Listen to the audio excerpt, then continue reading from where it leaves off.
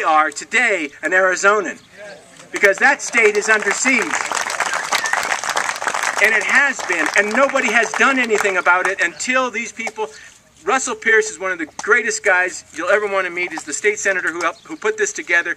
They have done several things. And by the way, remember this, that it's not just 1070 that they got accomplished here. I mean, this is incredible stuff, guys. Nobody talks about this, but it is amazing.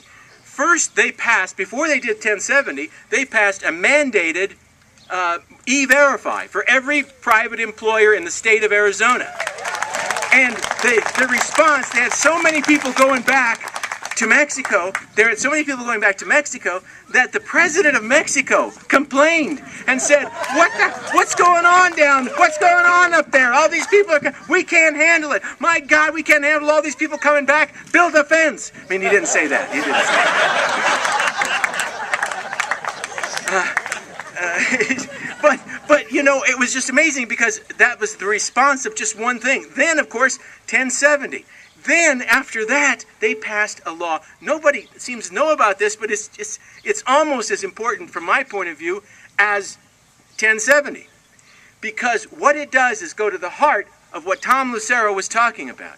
It says, in the state of Arizona, you can no longer teach. First of all, it's against the law to teach the overthrow of the United States of America. You also cannot go out and make create these multicultural little hangouts, essentially, that are school buildings, called school buildings, that teach children to owe their allegiance to something else beside that flag or this country. You can't do that anymore in Arizona. I mean, this is great stuff, guys. This is great stuff. And so if you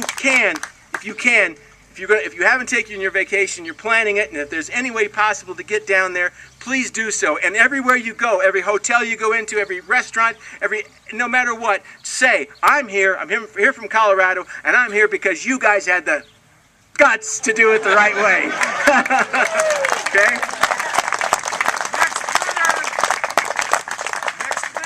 Good, next winter, absolutely. Anytime you get down there, be sure and make sure that they know why you've come. And if you can write letters to the editor of the papers down there, please do that. If you stream any of the radio programs from Arizona, call in.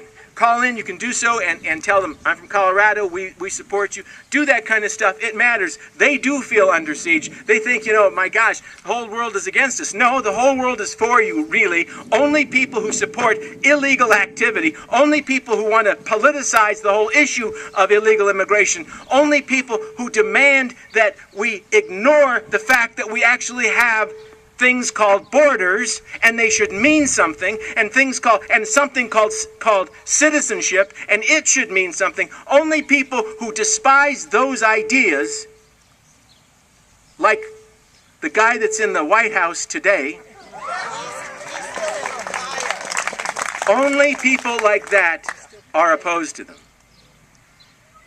And when this president and his attorney general and his Homeland Security Secretary stand up and say, we're going to, and in fact, yesterday, I guess they decided to go ahead and press the law to find some way to shut this down, to challenge that law, take them to court.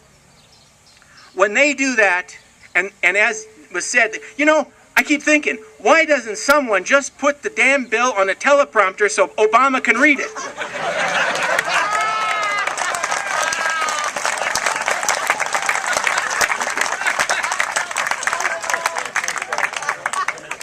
Anyway, when he says things like, kids will not be able to go to the ice cream store in Arizona without fear of being harassed, when he says stuff like that, you know, people listen.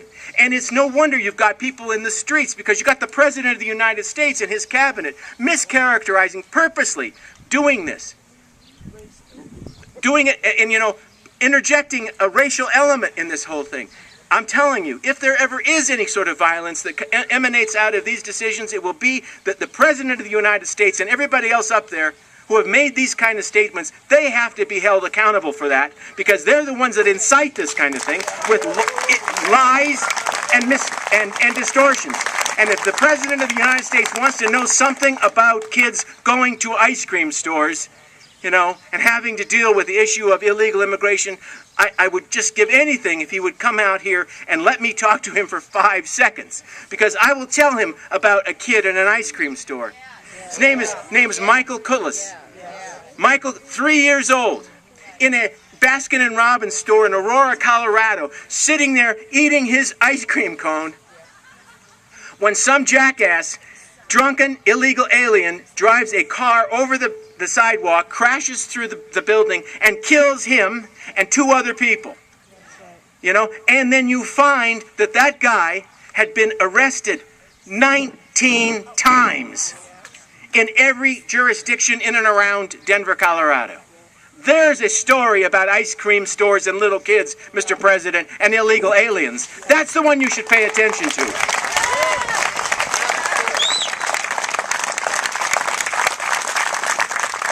That's my cue. If it's not now, they got this great bug hook I saw inside, so I better get going. At any rate, thank you so much for being here. Thank you from the bottom of my heart for being here. Please help Arizona out every way you can. Call in, write your letters, and do all the rest. You're doing God's work. Thanks a lot.